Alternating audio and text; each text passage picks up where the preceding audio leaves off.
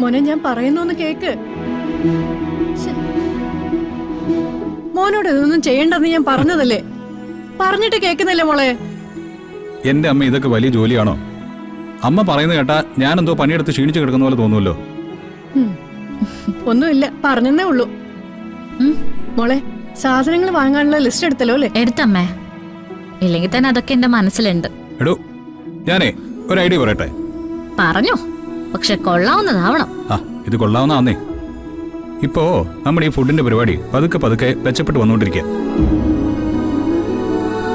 ഈ ഫുഡിന്റെ ക്വാളിറ്റി അനുസരിച്ച് ഇനിയും അത് മെച്ചപ്പെടും. അതിലെനിക്കൊരു സംശയമില്ല. അതിന് അല്ല, എല്ലാ ജോലികളും നമുക്ക് പതുക്കെ പതുക്കെ ഒന്ന് വീതം വെക്കണം. ഇപ്പോ പാചകത്തിന്റെ കാര്യത്തില് തനിക്ക് എന്തായാലും മാറി നിൽക്കാൻ പറ്റില്ലല്ലോ അല്ലേ? താൻ ഫുൾ ടൈം അവിടെ ഉണ്ടായിരിക്കും. തന്നെ സഹായിക്കേണ്ടത് അമ്മയാണല്ലോ. പിന്നെ എനിക്കും അച്ഛനൊക്കെ ചെയ്യാനുള്ളത് ഈ ഓർഡർ വരുന്ന സംഭവങ്ങളൊക്കെ അറ്റൻഡ് ചെയ്യാന്നുള്ളതാ.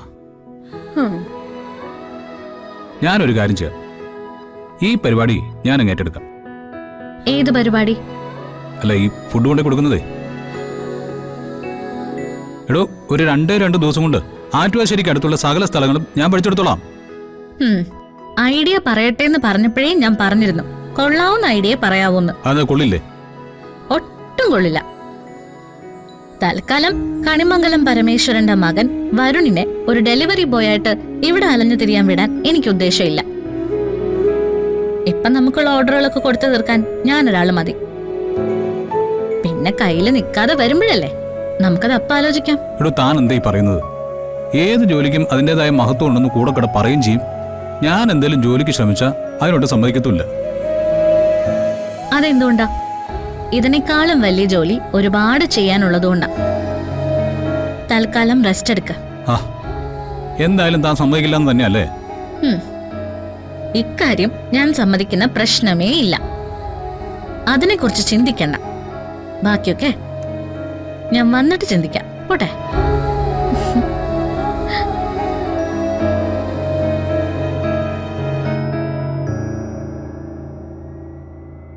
അവള് പറഞ്ഞാലും കാര്യല്ലേ മോനെ? മോനെ ഇങ്ങനെ ഒരു ജോലിക്ക് ഈ നാട്ടിൽ പറഞ്ഞു വിടുന്നേ? അമ്മേ, കണിമംഗലം എന്ന് പറയുമ്പോ ഏതോ കൊമ്പത്തായിരുന്നു. ഇപ്പൊ അതല്ലല്ലോ അവസ്ഥ. എല്ലാം മാറിയില്ലേ? എല്ലാം കയ്യിൽ നിന്ന് പോയില്ലേ?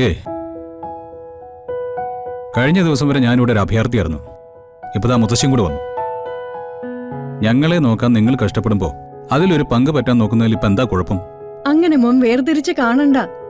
ഇതിപ്പോ മോൻ വന്നു, മുത്തശ്ശി വന്നു, ഇനിയിപ്പോ അച്ഛനും അമ്മയും കൂടെ വരുന്നെന്ന് പറഞ്ഞാലും തുറന്ന മനസ്സോടെ ഞങ്ങൾ സ്വീകരിക്കും.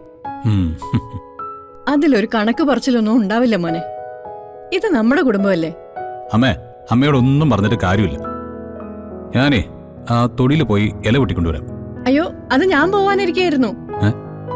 എന്നാ പിന്നെ ഞാൻ എവിടേക്കെങ്കിലും നാട് വിട്ട് പോകും കേട്ടോ. അല്ല, എല്ലാ കാര്യങ്ങളും വിലക്കെ പിന്നെ ഞാൻ എന്ത് ചെയ്യും?